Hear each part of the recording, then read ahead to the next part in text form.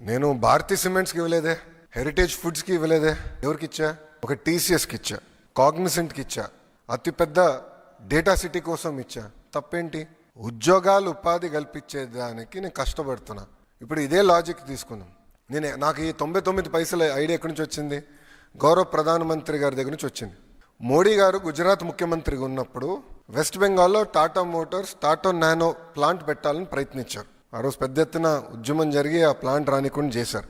అప్పుడు నరేంద్ర మోడీ గారు రతన్ టాటా గారికి ఫోన్ చేసి, మీరు గుజరాత్కి రండి, టాటా మోటార్స్ కావాల్సిన మొత్తం భూమి నేను రూపాయికి మీకు ఇస్తానని చెప్పారు.